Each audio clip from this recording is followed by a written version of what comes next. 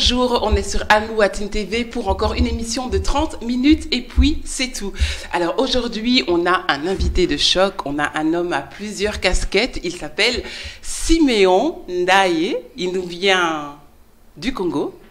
Du Congo, oui, bien sûr, hein, d'origine congolaise, mais belge, puisque tu es donc ici en Belgique. Effectivement. Je me permets aussi de te tutoyer. Avec plaisir. Ok.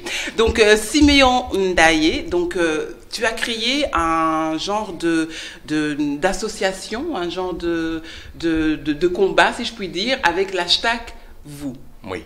Alors, qu'est-ce que ça représente ?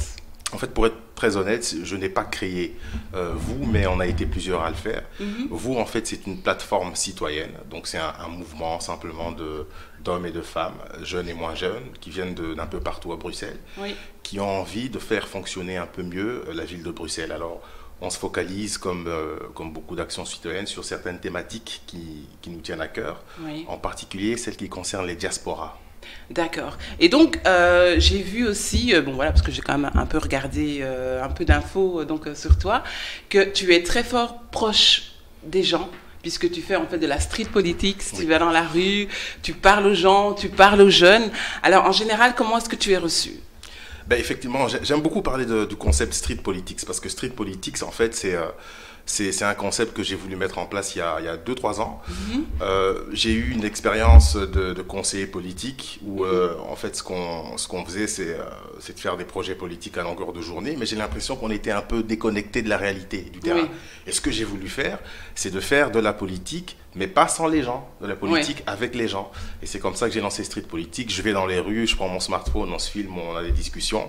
Je me prends parfois des râteaux, mais voilà. Voilà, où c'est que j'allais dire ? Est-ce qu'il n'y a pas des gens qui disent, mais qu'est-ce qu'il nous veut celui-là ? Laisse-moi tranquille. Voilà, donc comment ça se passe ? Tu peux nous faire une anecdote un peu marrante ? Il n'y a pas quelque chose ? Il y en a quelques-unes où, bon, c'est souvent les mêmes. C'est souvent, quand je vais parler à une femme, souvent, je suis marié. Rien à voir, moi je viens pour parler de Bruxelles. Mais ça peut être une drague, on ne sait jamais. Hein. Ça peut être une très bonne stratégie, puisque dans l'autre sens, je peux dire que parfois je suis très bien reçu. Par des femmes et parfois par des hommes, et je dis, j'ai des anecdotes, mais je sais pas si je peux tout dire, mais j'ai des anecdotes, et c'est pas toujours, c'est pas de tout repos, mais de façon générale, les gens sont très positifs parce que ils aiment qu'on réfléchisse, qu'on parle avec eux, surtout quand c'est en période non suspecte, par exemple après ou longtemps avant des élections. Il y a une vraie discussion, et les Bruxellois ont beaucoup d'idées. C'est dommage qu'on ne les écoute pas suffisamment. On ne les écoute pas, exactement. Et donc, alors, comment est-ce que, leurs paroles, comment est-ce que tu les fais connaître ? Les paroles ? Est-ce que les gens pensent ? Est-ce que c'est toi qui te prends en porte-parole, ou bien est-ce que tu les filmes ? Comment ça se passe pour que les gens puissent vraiment réaliser ? Parce que c'est vrai, si c'était toi, on pourrait dire, ouais, mais il est en train de dire n'importe quoi, celui-là. Donc, Effectivement, c'est bien d'avoir, je fais parfois des petites déclarations, mais c'est bien d'avoir des gens qui s'expriment, parce que ça rend le truc plus vrai, tout simplement. Et donc, ce que je fais, je le disais avec mon smartphone, on se filme, parfois en selfie, où j'ai un ami qui vient filmer, parfois ma femme, quand elle a le temps, et quand elle a un peu pitié de moi, elle me dit, tu vas encore faire tes trucs tout seul, et elle vient filmer, et je relais ça sur mes réseaux sociaux, et il y a beaucoup de débats. Et c'est d'ailleurs l'occasion pour moi de vous remercier de m'inviter ici, parce que c'est aussi l'occasion de donner un peu de relief à ça. Et on pourra peut-être parler de certains sujets exactement. Précis. Voilà, donc un des sujets, en tout cas, qui vous touche, c'est déjà le fait que pas mal de jeunes sont en fait, donc dans l'éducation, sont redéviés dans tout ce qui est un peu enseignement technique, enseignement professionnel, alors qu'en fait, ils auraient le potentiel pour avoir un enseignement, donc d'aller jusqu'à la réto générale. Donc, ce combat-là, pourquoi est-ce qu'un jour, tu t'es réveillé, tu t'es dit, non, c'est bon, j'en ai marre, mais non, moi, je vais parler de ça parce que je ne trouve pas ça normal. C'est une question très importante, parce que c'est la question de l'éducation. Et personne ne devient rien sans l'éducation. C'est-à-dire que l'éducation, elle est cruciale. C'est ce qui fait l'avenir de nos jeunes. Et Bruxelles, c'est une région où il y a beaucoup de jeunes. C'est une région qui est très diversifiée. Mais c'est aussi une région qui est pointée du doigt au niveau européen pour son système scolaire très inégal. Et donc, en fait, on est parmi les premiers en Europe à avoir un enseignement hyper inégal. Alors, vous venez de pointer du doigt un aspect, et c'est celui de la redirection des jeunes. Alors, c'est vrai qu'on les fait parfois passer d'une filière à l'autre. À ce niveau-là, en réalité, il n'y a pas tellement de soucis. Mais l'une des thématiques qui m'interpelle particulièrement, c'est lorsque l'on redirige de façon abusive des enfants, de façon abusive et précoce, de l'enseignement ordinaire vers l'enseignement spécialisé. Alors pour nos auditeurs, c'est important de préciser que l'enseignement spécialisé, généralement, il y a deux branches. Il y a une branche où en fait on redirige les étudiants qui ont des difficultés, des troubles de l'apprentissage, dyslexie, dyscalculie par exemple. Ou une autre branche, c'est celle des légers retards, légers retards mentaux. Okay. Et ça, c'est un peu plus préoccupant parce qu'en fait, ça veut dire que les jeunes qu'on redirige dans ces filières-là, on estime qu'ils n'ont pas le potentiel cognitif et intellectuel pour suivre l'enseignement normal. Alors, le problème, parce que on n'est pas en train de faire le procès de l'enseignement spécialisé, et c'est pas ça. Le problème, c'est qu'en fait, on redirige bien trop vite. Bien trop vite de façon abusive. Sur les 15 dernières années, le nombre de jeunes qu'on a redirigés de l'enseignement ordinaire vers l'enseignement spécialisé en Fédération Wallonie-Bruxelles a augmenté. Et il est le seul qui a augmenté d'une telle façon en Europe. Mais je vous pose une question. À votre avis, il a augmenté de combien? Moi, je dirais... En pourcentage, on va dire en pourcentage comme ça, pas besoin de donner un chiffre. Ouais, 5%, 10%, voilà. 25%. 25%, c'est énorme, En 15 ans, on a augmenté le nombre de redirections de 25%. C'est un problème. Mais la redirection, alors, c'est à partir, donc, comme vous dites, comme tu dis, l'enseignement ordinaire, donc c'est à partir de quel âge à peu près? Ça commence très tôt, dès le primaire. Dès le primaire. Il y a des enfants qu'on a redirigés. Primaire, c'est vrai que c'est pas logique, en fait, vraiment, dès la première de rediriger bien sûr. Des enfants en primaire, parce qu'ils doivent encore tellement se développer. Et puis, et donc, est-ce qu'il y a des parents qui se plaignent, ou bien est-ce que ce sont maintenant les personnes devenues adultes qui se rendent compte, mais non, mais en fait, moi, on m'a redirigé, j'étais trop jeune, je savais pas. Comment ça se passe? C'est quoi, en fait, que vous... Le constat, il a commencé avec mon activité street politics. Quand je suis dans la rue, je tombe sur un prof, je lui demande comment ça va, le système scolaire, etc. Et un prof qui est dans l'enseignement spécial me dit la moitié de mes élèves n'ont rien à faire ici. Et là, ça me pose quand même problème. Et on estime effectivement, certaines associations estiment à 40%, donc près de la moitié effectivement, du nombre d'élèves dans l'enseignement spécialisé qui n'y auraient rien à faire en fait, qui n'auraient rien à y faire. Okay, donc c'est particulièrement sensible et compliqué. Alors effectivement, les parents parfois réagissent. Mais le problème, c'est que les parents, ils font confiance à l'école. À l'école, oui, au système scolaire, ce qui est tout à fait normal. Hein, exactement. Parce que en fait, tout part d'un diagnostic des centres PMS, etc., avec l'école. Et on dit aux parents, écoutez, votre fillette ou votre garçon a des difficultés, il n'apprend pas bien à lire, il n'apprend pas bien à écrire ou à compter, et on a l'impression qu'elle a des troubles de l'apprentissage. Et le problème, c'est qu'en fait, qu'est-ce qui se passe? On médicalise des problèmes qui sont soit des problèmes de contexte, qui sont soit des problèmes simplement du rythme d'apprentissage. Chacun a son rythme. Oui, c'est Moi, ça, je peux exactement. Plus lentement que vous. Voilà, et à la fin de la course, on a les mêmes compétences. Oui, c'est ça, exactement. Mais alors, est-ce qu'il ne faudrait peut-être pas instruire les parents? Faire tout ce combat, le faire chez les parents, pour leur dire, écoutez, même si on vient vous dire, mais que vous voyez que votre enfant est intelligent, parce que parfois aussi, justement, le fait qu'un enfant est refermé, etc., comme les autismes, c'est des gens très intelligents, en fait. C'est juste qu'ils n'arrivent pas socialement à se... Il faut renforcer le partenariat entre l'école et les parents. C'est indispensable, il faut le faire. Beaucoup de parents ne vont jamais à l'école de leur enfant. À Bruxelles, quand il y a les réunions et tout ça. Où ils y vont, soit quand on convoque pour des questions, pour des problèmes en fait. Voilà, il y a des problèmes à venir, là, il y a un problème de comportement, etc. Mais je trouve que l'école doit travailler davantage avec les parents. Inclure les parents dans le quotidien des élèves. Pourquoi? Parce que, en fait, le foyer, la maison, donc les parents, la famille, en fait, est parfois est un vecteur d'inégalité. Pourquoi? Parce qu'on peut avoir dans la même école le fils d'un avocat et puis le fils de parents qui ne savent pas lire ou qui ne savent pas écrire. Exactement. Ou qui viennent d'un autre pays, qui viennent d'arriver à Bruxelles et qui ne maîtrisent pas le français. C'est très fréquent à Bruxelles. Et alors, si vous voulez, à la maison, on ne part pas on n'est pas égal en fait, on n'est pas égaux, pardon. Oui, oui, parce qu'il y en a un qui est un peu plus instruit. Bien sûr. Et donc, voilà. Donc, et eux, en fait, je pense...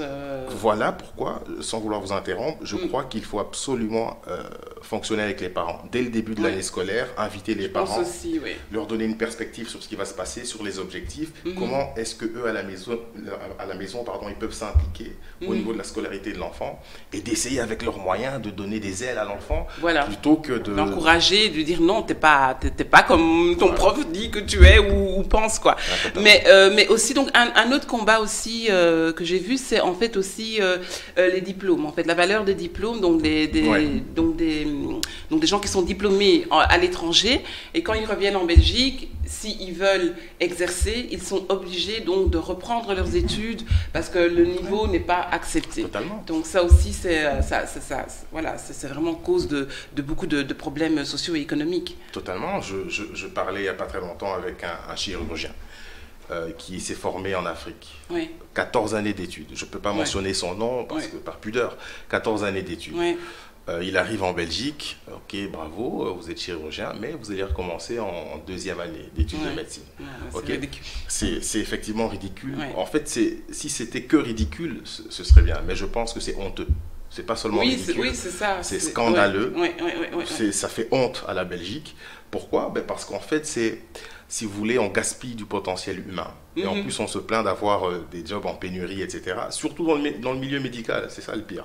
Et alors, il a recommencé parce qu'il a eu le courage. J'ai aussi un ami, un de mes proches, je peux dire, il s'appelle John Kassongo, je peux dire son nom. John Kassongo. Et il a dû faire la même chose, il a recommencé des études de médecine, et il les a recommencées pratiquement à zéro, alors qu'il était déjà formé. Alors, je ne dis pas qu'il faut absolument donner des équivalences tout le temps, parce qu'on peut venir effectivement d'endroits où la formation doit être évaluée, mais ce que je dis, c'est qu'il ne faut pas systématiquement balayer sans nuance. Je dis toujours cette phrase, une compétence peut être évaluée. Alors, moi, je pense qu'il faut généraliser le mécanisme d'évaluation. Quand tu arrives de l'étranger, on peut tester tes connaissances. Il y a des examens, etc. Donc c'est des gens qui n'ont pas été testés, alors. Donc, on leur a dit, mais non, parce que... mais on a dit comme ça, non, ça c'est pas bon, c'est pas assez bon. Il y a des pays qui sont en liste rouge. Voilà, c'est ça le problème. On dit liste rouge ou liste noire? Je ne sais plus. Bah écoute, liste rouge, liste noire, c'est très important. Allons googler ça. Mais liste rouge, on comprend. C'est un peu, ça touche un peu aux relations entre les pays et à l'histoire aussi. Et les deux cas, l'un des deux cas que j'évoquais, c'était la RDC, la République démocratique du Congo, qui a une très forte diaspora ici à Bruxelles. Et les diplômes de la RDC sont très malvenus, alors que souvent, celles et ceux qui sont formés en RDC sont particulièrement brillants. Et très bien formés, puisque justement, ce sont souvent des maladies un peu plus compliquées. Il faut trouver, après il y a les plans A, il y a les plans B, il y a les plans... les domaines d'ailleurs. Les débrouilles. Et donc voilà, donc je pense que voilà, justement, peut-être qu'en venant en Belgique, bon, je ne sais pas qu'ils vont s'ennuyer, mais en tout cas, ce sera beaucoup peut-être plus facile pour eux. En tout cas, Siméon, c'est vraiment super de t'avoir ici. Donc les gens peuvent aller... Comment est-ce qu'on peut savoir plus sur... #vous sur tout. Pour le moment, la meilleure façon d'en savoir plus sur #vous, c'est d'aller sur un site web qui n'est pas #vous, mais qui est siméon-ndai.be. Ok. Donc, qui est ton nom? Siméon. Siméon. Ndai.be. Il y a beaucoup d'idées. Je parle un peu de ces projets. Je donne aussi des anecdotes. Je parle un peu du taximan que j'avais rencontré. Je discute avec lui et puis il me dit qu'il est psychologue. Oh, wow. Et donc voilà, c'est la question de l'équivalence. Il est psychologue, mais il est chauffeur taxi. Pas de souci, c'est un très bon métier, très valorisant. En fait, c'est ça que je voulais dire aussi, c'est qu'il n'y a pas de sous-métier en fait. Jamais. Mais c'est juste que, voilà, il y a des personnes qui ne sont pas là où elles devraient être, tout simplement. Surtout et parce qu'on les a dirigées, on a pensé que voilà, on a regardé. Lorsqu'on est compétent. Oui, voilà, c'est ça, exactement. Exactement. Alors, la compétence ne se voit pas, elle doit se tester. Si par exemple on avait affaire à des personnes qui sont dans le sport, la compétence elle se voit, parce que lorsqu'on est sportif, ça se voit, on a une silhouette, etc. Normalement, je suis un grand sportif. Ben, ça se voit, on voit les packs, on voit les six-packs, les un-packs, les deux-packs. Mais ça tombe bien que tu parles de sport. Ah bon? Ah oui, là franchement, mais c'est quel hasard. Vraiment, ça va être un de ces hasards de la magie de Almouactine TV. Puisque nous avons eu des invités surprises et nous allons parler de sport. Donc l'été arrive, Siméon. Est-ce que tu es prêt? Est-ce que tu es prêt à te mettre en torse nu là. En tout cas, je suis prêt à manger des glaces. Je suis prêt à faire des barbecues. Ça, oui, c'est vrai, barbecue, l'été. Bon, en tout cas, nous les filles, hein, tu connais comment on est les filles. On aime être belle, on aime être, voilà, on est en hiver, on a peut-être un peu trop mangé, donc on essaye un peu la robe qu'on veut mettre et puis on voit que non, il y a un souci, le jeans aussi, ça rentre plus, on se dit oula, il faut absolument que je fasse quelque chose, que j'aille au sport, que je fasse quelque chose. Et parfois, on ne sait pas quoi faire, ou alors on se dit, bah, je suis toute seule, qu'est-ce que je vais aller faire, m'inscrire toute seule au sport? Eh ben, moi, j'ai trouvé des invités vraiment génial. Elles ont un concept génial. Elles s'appellent les Fit, Fine and Brown. On les retrouve dans 2 secondes.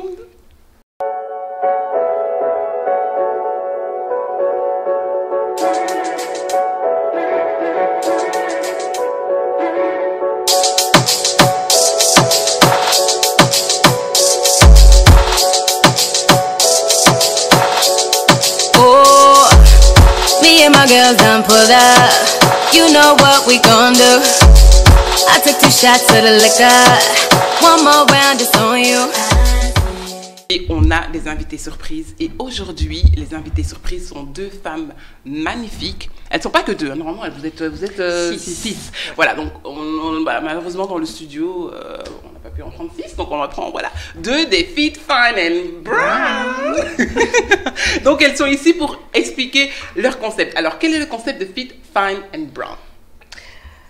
Ça a commencé comment déjà? Ça a commencé par des observations. Ouais.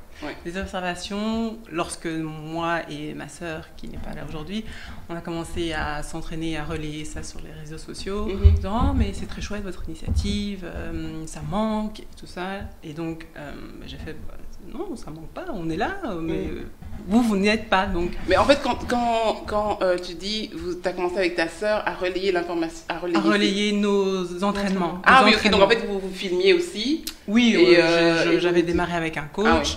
À la suite d'un petit hiatus, j'avais déserté un peu le sport en général. Et puis j'ai décidé de m'y remettre à fond. Oui. Donc là, j'ai pris un coach personnel et chaque semaine, 2-3 fois par semaine, on s'entraînait. Donc j'ai commencé à partager ma remise en forme. Oui. Juste avant l'été, justement. Ah, c'est toujours le moment culminant. Le moment fatidique. Et donc, j'ai eu des très bons retours. Et après, de là, avec des discussions avec d'autres personnes, l'idée a germé en moi en me disant, si on pouvait faire ça à plusieurs, parce que l'effet de groupe, ça parle toujours beaucoup plus. Donc, après, là, j'ai fait mon petit marché. Mais après, ça a été très vite. Hein. Il n'y avait pas énormément de jeunes femmes noires qui étaient actives dans le milieu du sport. Ouais. Et donc, c'est comme ça que j'ai approché Joël, entre autres, et les autres filles qui ne sont pas là. Et donc, on s'est retrouvés à notre QG, comme on appelle. Et on s'est dit, let's do this. Et donc, vous faites des bootcamps. Donc Simeon, tu peux écouter parce que franchement, il y a pour les hommes aussi. Hein, il y a aussi des hommes. Vous êtes les bienvenus. Voilà. Vous êtes les bienvenus. Mais pour faire du sport, hein, pas pour... pas pour les barbecues. On sait comment on a. Voilà. Pour faire du sport. C'est vieux cliché, là. Franchement. Il faut bien dire. Non, ils nous prennent pas, ils nous sous-estiment. Voilà, c'est ça. Une fois sur le terrain, la sueur, la douleur. Ils comprennent pas. C'est une femme qui me montre. On est tous égaux face à la douleur. Donc voilà, donc vous faites des bootcamps, donc ça se fait à l'extérieur. Oui. Alors, comment, parce que c'est vrai quand même, on se dit, déjà à la salle de sport, parfois on est là, parce que parfois on a un peu honte de notre corps, ou etc., donc on n'ose pas trop. Donc comment est-ce que vous arrivez à rassurer les femmes, nos mamans, nos sœurs, de venir faire le sport dehors avec vous? Ça commence déjà avec la communication qu'on a sur les réseaux. Systématiquement, on rappelle que tous les niveaux sont admis, qu'il ne faut pas avoir peur, on est moins dur qu'on en a l'air. Et surtout qu'on est comme vous aussi. Exactement, il y a des mamans, on travaille, on va à l'école, on a plein d'activités à côté, mais le plus important, c'est juste de se mettre en mouvement. Une fois sur place, il y a toujours des options. C'est ça, il y a toujours des options. Tu peux avoir commencé le sport il y a 3 jours, n'avoir jamais fait de sport de ta vie. Tu viens, il y aura une option pour toi, il y aura ton niveau, Donc vous faites différents, comme ils font parfois dans les cassettes vidéo, là vous avez les faibles, enfin pas les faibles, mais je dis les faibles. Non, c'est les niveaux débutants. Pour chaque exercice, à chaque fois, il y a un niveau d'exécution qui change. Donc selon ton parcours, selon ton niveau, on va dire un squat, soit tu vas le faire très bas, soit tu vas réduire l'amplitude. Et on donne toujours des options, donc il ne faut pas avoir peur, quoi. Donc vous pouvez y aller, ne vous inquiétez pas. Et donc pour tout ce qui est les dates de bootcamp, ce sera bientôt, donc ça on peut aller sur votre site essentiellement sur notre page Instagram, Fit Fine and Brown. Fit Fine and Brown. C'est via ce réseau-là qu'on communique essentiellement. Donc les prochaines dates sont communiquées dessus. Oui. Et puis voilà. Ok. Et donc en général, est-ce que vous pensez que la femme, parce que bon, j'imagine que c'est plutôt la communauté, c'est des femmes de la communauté qui viennent à vos bootcamps, mais j'imagine que tout le monde évidemment est bienvenu. Oui, c'est pas un truc communautaire, c'est vraiment, voilà, c'est juste vous, des femmes de la communauté, qui avez décidé de vous mettre ensemble. Et peut-être aussi, justement, ça peut aussi justement attirer, cette communauté aussi à plus sortir, parce qu'on a un peu l'impression parfois que les femmes africaines ne font pas beaucoup de sport. Je ne sais pas si c'est vrai, si c'est un cliché ou pas, mais j'ai un peu l'impression quand même. On va dire, quand on a commencé, c'était quand on s'est rassemblés à notre QG justement pour parler du concept même.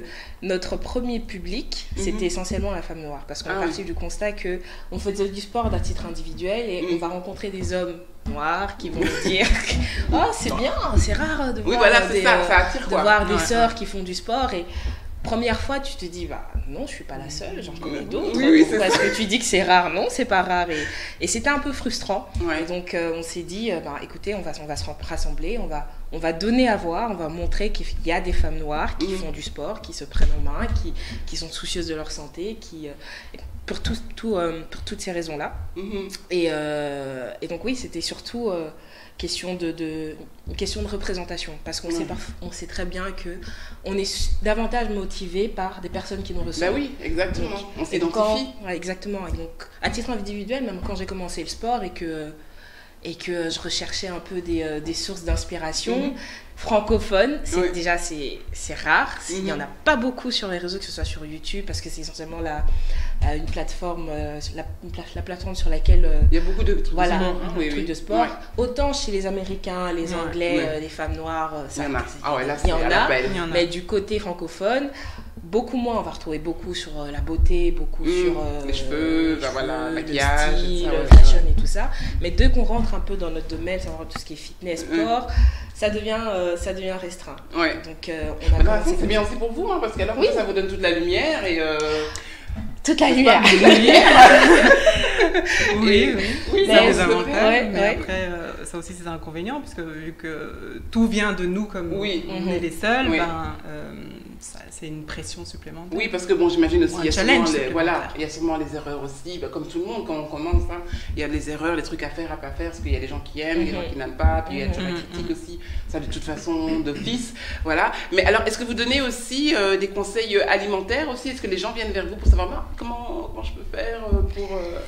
parce que tout commence par là, en fait. Le sport, c'est la cerise sur le gâteau, mais l'alimentation, c'est la première. C'est d'abord ça, en fait, en premier, et le sport, en fait, c'est un peu... C'est complémentaire. C'est ce qui va permettre d'avoir le muscle bien tonifié, bien ferme, qui reste en place, la cerise. Oui, je peux peut-être poser une question au niveau de l'alimentation, sur base de mon expérience personnelle. Et là, je me livre en 2 secondes. Ma femme elle est très dans nourriture et très équilibrée, etc. Ce qui n'est pas vraiment mon kiff. Et ça se voit pas. Non, merci. Et un jour, donc elle prépare un très bon plat, très équilibré, plutôt vert. Et à un moment donné, moi j'ai faim en fait. J'ai mangé et puis j'ai faim. Et puis je lui dis, écoute, non, je vais faire un tour dans le quartier. Puis je prends mon Doro calmement au coin, etc. Et je rentre, elle ne savait pas, mais j'ai dû manger parce que je craquais. Ok. La question, c'est comment est-ce que vous balancez, vous trouvez un équilibre entre le désir du goût de manger quelque chose d'intéressant et aussi la nécessité de manger équilibré. Parce qu'en fait, tout ce qui est équilibré, pour moi, est jamais bon, en fait. En fait, c'est tout un apprentissage du goût. C'est juste ça. Il y a plein d'aliments, quand j'ai commencé, quand on m'intéressait à la nourriture un peu plus saine, que je ne supportais pas, je ne pouvais pas manger. Je me disais, c'est dégueulasse, je ne peux pas manger ça. Mais en faisant des recherches par moi-même, comment les cuisiner, comment les assaisonner, comment les manger différemment, mon palais, ça finit par s'habituer. Je finis par apprendre que, ah oui, au fait. Et puis tu redécouvres les goûts, les vrais goûts des aliments, les tomates, les brocolis. À force, si tu mets plein d'épices systématiquement dessus, tu dis la mayonnaise, ça c'est son approche. Moi je suis complètement nuancée, mais ça marche pour tout le monde. C'est quoi la nuance alors? Moi je serais petite dans l'attitude, je mange régulièrement, on va dire 70% du temps, et puis 30% de l'autre temps, on s'accorde des petits cheat days, comme on appelle. Ça, quoi. Ouais. Moi aussi, je suis plutôt c'est comme ça. Trouver un équilibre, en fait, c'est tout. Faut pas trop se restreindre. En tout cas, moi, c'est comme ça que je le vois. Et c'est comme ça que j'arrive à pouvoir me dire que je peux avoir des résultats sans être trop frustrée. Et il faut, comme elle a dit, essayer de trouver son équilibre. On ne fonctionne pas du tout de la même manière que l'alimentation. Pourtant, ça fonctionne. Les résultats sont pourtant similaires et impressionnants. Pourtant, ça fonctionne, mais il faut juste avoir un apprentissage. Essayer de comprendre, d'être curieux, de découvrir autre chose et de ne pas rester dans son... et d'être constant, surtout. Ouais. Oui, mais alors aussi, c'est peut-être aussi parce que c'est vrai que, comme, souvent la cuisine africaine est très riche. Voilà, je n'osais pas le dire. Voilà, donc aussi trouver peut-être, je sais pas, ou alors vous associer avec quelqu'un qui fait des recettes, light. Nos recettes, voilà, mais plus light aussi, parce que ça, c'est un concept, je pense que ce serait intéressant. Du fumbois light. Voilà, exactement, du punju light. Du peanut butter, le vrai peanut butter qui n'a pas été travaillé, qui est, sans sucre. C'est pas de l'arachide, peanut butter. Oui, c'est ça. Merci de ta traduction. Merci beaucoup. Pour le francophone. D'en prouver quand même. Ça peut être... il n'est pas aussi savoureux, entre guillemets, que ce qu'on connaît habituellement, parce que celui qu'on mange, le pindakas, la boîte verte avec l'arachide dessus, c'est bien sucré. Ça n'a pas le même goût. Encore une fois, question d'apprentissage du goût, tu vas le manger. Je pense aussi. C'est pas ça, quoi. C'est pas ça, mais je pense que c'est ça, c'est le palais qui doit se réhabituer vraiment à tous ses goûts en fait, parce que voilà, c'est très très bon. Donc voilà, donc tu peux la prochaine fois tu assaisonnes encore plus. Voilà, la petite salade que ta femme t'a préparée avec amour en plus. T'as pas honte. Ça c'est sûr. Vraiment, et lui va manger un tour. En tout cas, Simeon, voilà, tu es le bienvenu pour aller, ou même ta femme aussi peut très bien aller, je lui dirai. Tes sœurs et tout, parce que je pense vraiment que c'est vraiment un concept super intéressant. Et alors, vous faites aussi, je pense aussi des coachs privés, c'est ça, des cours certaines dans le groupe sont personal trainers. Oui. Donc Joël pourra plus parler de son activité, mais en dehors de ça, comme on a dit, on a toutes des activités sur le côté. Oui.